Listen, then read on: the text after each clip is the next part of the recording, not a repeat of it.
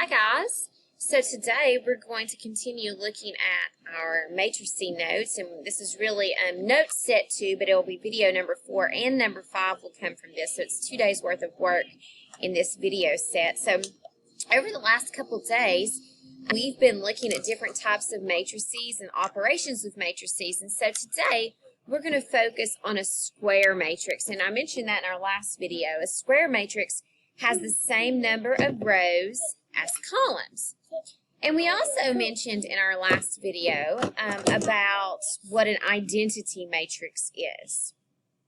So remember, an identity matrix means that you've multiplied two things together and you've gotten a very special type of matrix. And you can see those have ones across the diagonal and zeros everywhere else. And if you've kind of forgotten about multiplicative identities, you can think about that with numbers. For example, if you have the number 5, its multiplicative identity is 1/5, because when you multiply those together, you get 1. Okay, so the only matrices that have identity, multiplicative identity matrices, are matrices that are square matrices. And so we identify that identity matrix as I. So you can see I sub 2, 2 by 2 matrix, I sub 3. So we want to figure out what is that matrix that we're going to multiply a matrix by that will result in the identity matrix. So it's like we're figuring out what this value is. What do we multiply 5 by to get 1? That's what we're figuring out. What's that multiplicative inverse? And so in order to do that, excuse me, we're going to use the fact that we know that when we multiply these two matrices together, our result is going to be the identity matrix. So think about, how would we get this term, row 1, column 1?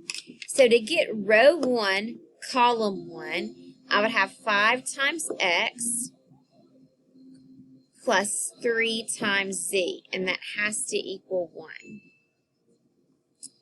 To get row 1, column 2, I would have to have 5 times y plus 3 times w, and that's going to equal 0.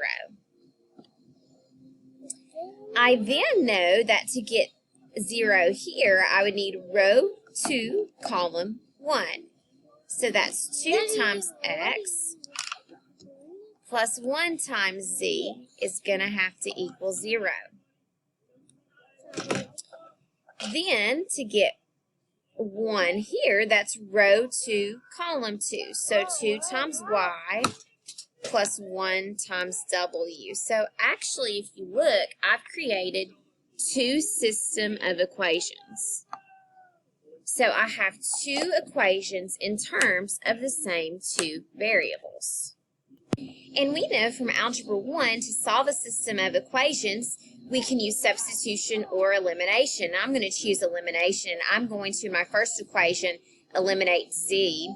So in order to eliminate z, I can multiply the second equation by -3. So my first equation, I'm not changing.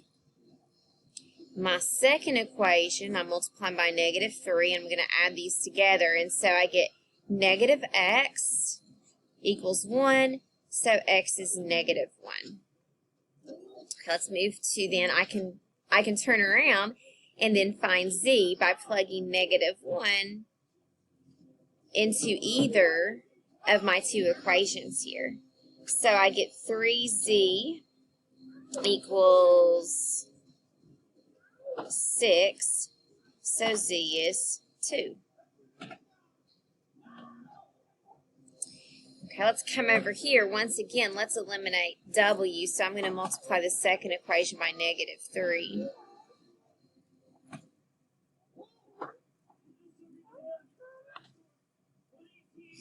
And add them. So I get negative y equals -3. So y is 3.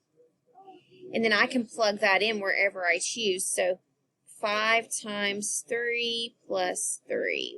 W equals 0, so 3w is -15. So w is -5. So my multiplicative inverse matrix will be -1, that's x, 3,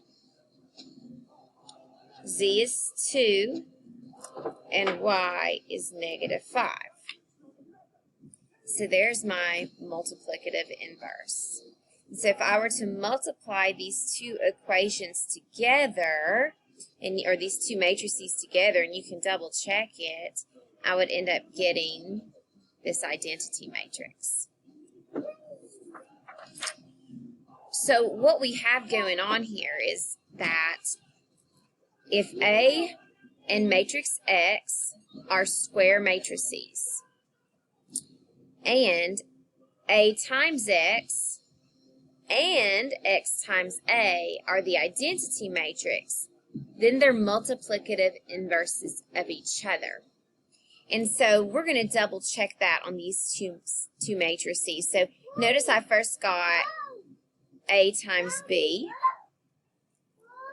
So we'll go ahead and multiply those together. So I'll have 2 times -2 plus 5 times 1.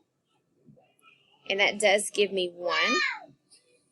Then I'll have 2 times 2 plus -4 times 1, and that does give me 0.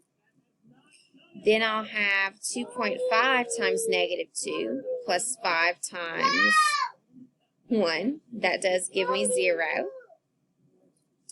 And then 2.5 times 2, which is 5, and 1 and -4, which is 1.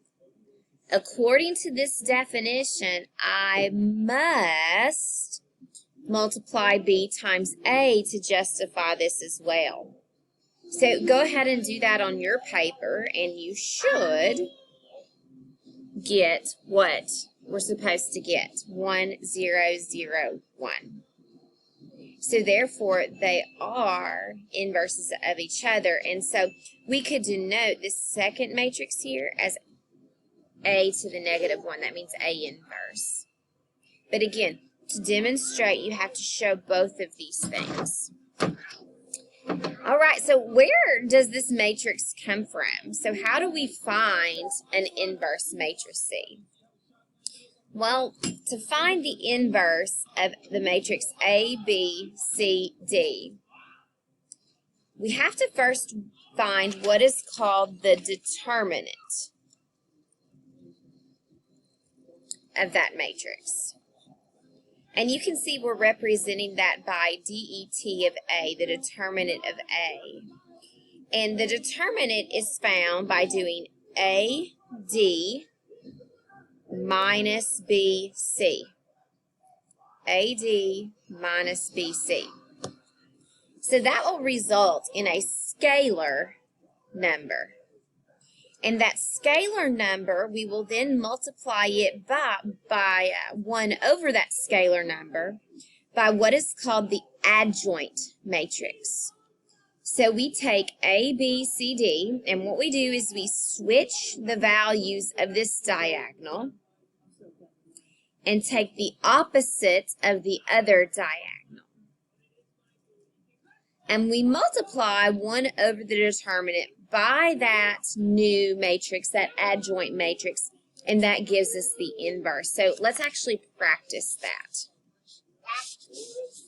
And by the way, here's just some notation. To find the determinant, we can write that as determinant of A. Sometimes you'll see a matrix and it'll be written in, it looks like absolute value symbols. That simply means find the determinant. So that's just some notation for you. So for example, we need to find the determinant of these.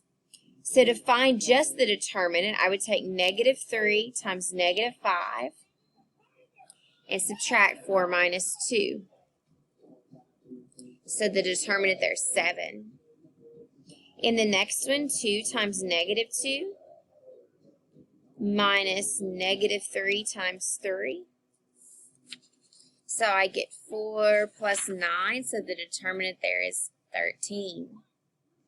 Then I get A times A minus 0, so here our determinant is A squared. You might want to pause the video and work these next two problems I've worked them for you so you can see what's going on. And in this first matrix, it's going to be a special because notice the value of the determinant. So when you go and you try to find the inverse, remember to find the inverse, the first part you do is multiply by 1 over the determinant. Well, if the determinant's 0, that means that this matrix won't have an inverse matrix because its determinant's 0. All right, so let's move on and look at this next page. So it says, determine if it has an inverse. So the way that we do that is we simply find the determinant. And so to find the determinant, I'll have 2 times 3 minus 4 times 1. So that's 6 minus 4, so 2. So it will have a determinant. And to then find the inverse, I'll take 1 over that determinant. And I need to find the adjoint matrix. So to find the adjoint matrix, I switch this diagonal and take the opposite of the values in the other diagonal. So my inverse matrix will be 3 over 2. I'm multiplying now. Negative 2, negative 1/2, and 1. And so that is A inverse. And here's what that means. If I were to take my original matrix and multiply it by A inverse, the result would be that identity matrix where it has 1s across the diagonal and 0s everywhere else. So we'll do one more and then that will be, well, maybe 2 more. I'll show you another one. So let's look at our next one. So does the determinant exist? Well, or does the, inverse exist? Let's find the determinant first. So my determinant is 11. So therefore, the inverse does exist. And I need to take 1 over 11 times 1 and 3. I switch those. Negative 4 and positive 2. So our inverse matrix is 1/11. Negative 4/11, 2 over 11, and 3 over 11. All right, turn the page. So I want you to take a look at number 10. Number 10 says, here's your matrix, find the inverse of it. And so I've worked this problem out for you. This might be a good place for you to pause the video and see if you can find the inverse matrix before I reveal the solution. So notice I did 1 over, here's my work for the determinant. Ultimately, I get 1/2 to be the value of that determinant. I switch this diagonal. I found a mistake in mine. And take the opposite of the other diagonal. And then I distribute my 1 over the determinant. So here's my inverse matrix. Okay, and we'll stop there, and our video for tomorrow will pick up at this place. Thanks, guys.